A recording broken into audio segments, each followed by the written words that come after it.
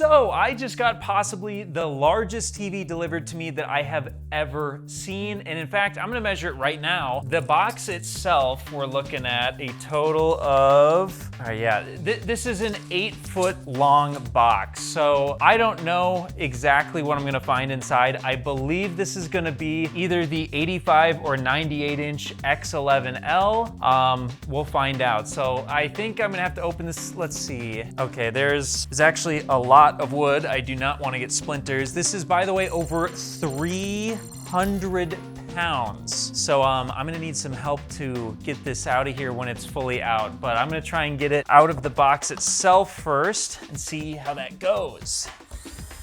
All right, so yep, it is indeed the 98 inch X11L. So they really packed this thing tight. This is gonna be a huge TV. And in fact, this one right here is what I'm most looking forward to in 2026, simply because from what I saw, it was the most impressive mini LED that I've ever seen thus far, but it was on demo material. So we'll see how the actual thing holds up when I really put it through its paces. But let's get this one out of the way real quick here.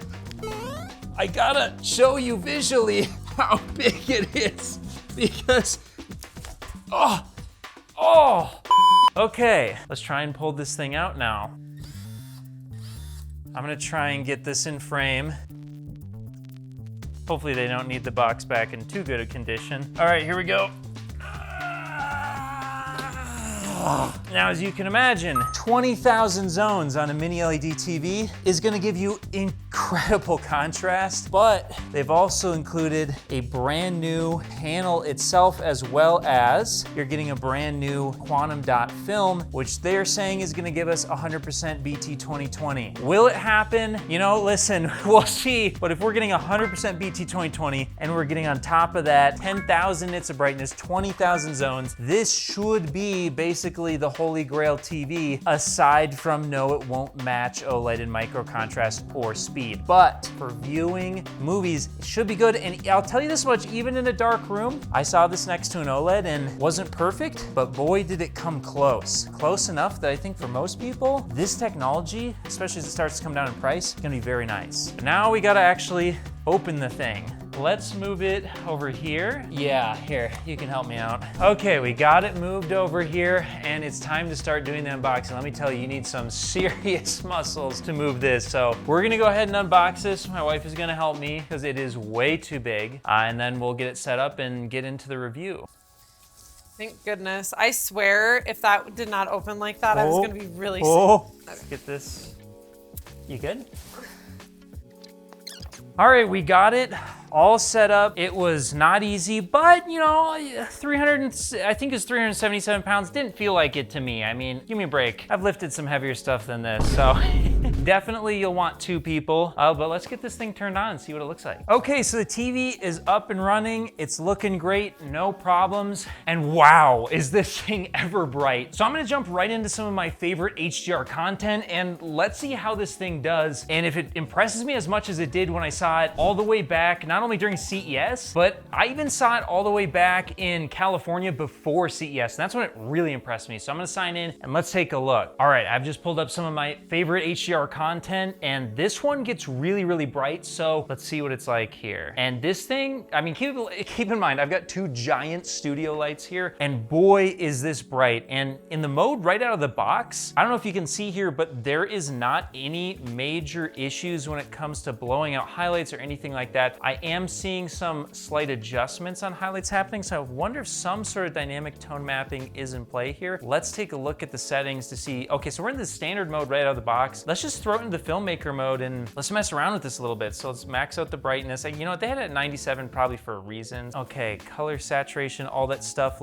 everything looks good right out of the box in filmmaker mode. So I think they've done a good job on filmmaker mode out of the box, except for some reason, peak brightness was on low, which is really odd. Pretty easy to fix. That's really the only thing. And wow, like, let me pull up another video here because I want to see something that's typically dark. So here's a dark scene. I'm just gonna look at it head on here. And yeah, I can see the blooming. So you can see on the edges here, there is blooming, but it's it's so condensed compared to everything else. Like, they've really got it well under control. Like, these little things are actually glowing in the way that you would expect them to. I feel like I need to turn the lights off. So on an OLED, this is typically exactly black. And I'm looking at this. I think this scene literally has it exactly black. I see right here, there's a little bit of light above the sword, but I think that's actually, it should be lit. And you can see there's a little bit of blooming on the edge of the sword. I don't know if you can see it or not. I'm gonna let it go for a second longer here. So now there's a little tiny bit of bloom off the edge of the sword, but the sword is reflecting, so you would never see this. And I can see that the backlight is firing on a huge portion of the screen. Okay, I'm gonna get just a little bit of ambient light in here so you can see me. But on this sword, even though there's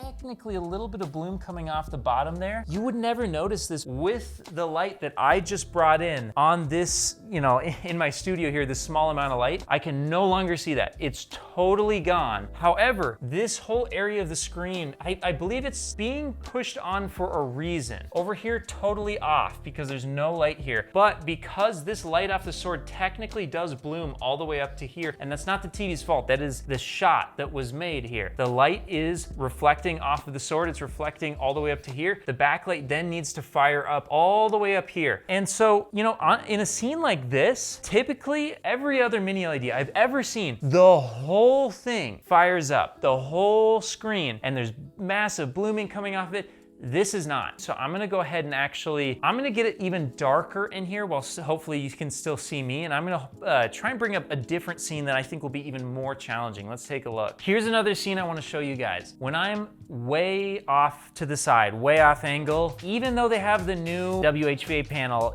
you are gonna lose a lot of color and contrast. So maybe about here's where you start to lose, and then boom, you've lost a ton of contrast. So really the sweet spot is kind of like from here to here when you're up close. If you are in that sweet spot, which you probably will be, and you're sitting right here, you're watching it, holy moly is the contrast good. Like this, all of these little dark spots in this sand here are unbelievably high contrast in a way I have never ever seen. I have never seen anything like this on a mini LED before. It is no contest how good that micro contrast is, but let me try and find one more scene here. Okay, so I wanna stop it right here because this is another example where, you know, is this exactly OLED? No. So when you look like right here, where that kind of darker area is, or just in the little spots right here, there is a little loss of contrast compared to an OLED, where if you put an OLED right next to this, you would see that the OLED has the higher contrast. But for a mini LED,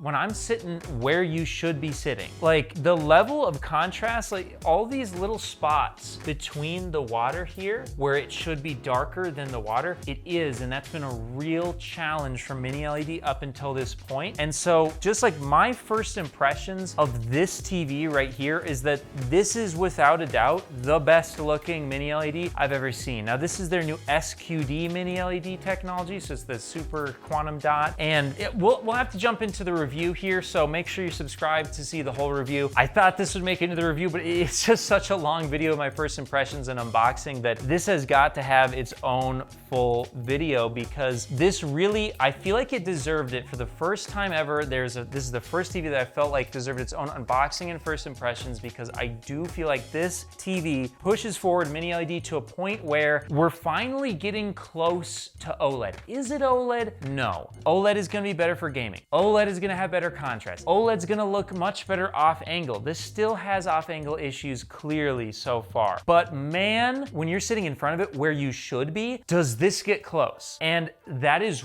really shocking. I was not expecting to see that out of a mini LED based TV, even though it's SQD Mini LED. And I wish this was my TV right now. I have to send this back to TCL and I'm so mad because boy, do I wish I could keep this one, because it runs circles around my current 98-inch mini LED. And I'm like, man, do I want to buy this? But that being said, I got to do the full review first so I can get all the data and so I can compare it more scientifically to other displays as well, as that's going to give me the cleanest picture. You got to include your impressions, watching content, and all the data. So you get the best full picture of the TV's capabilities. And I would recommend, even if you're very excited for this TV, definitely watch a ton of reviews. I'll have one out, as you'll wanna see every aspect of the display, because this is gonna be a very expensive TV and you'll wanna know everything about it before dropping a ton of money on something like this. But that being said, if you're not subscribed already, make sure you do so, because I think the review for this thing is gonna be a lot of fun, because I think it's gonna break a lot of records, but we'll see.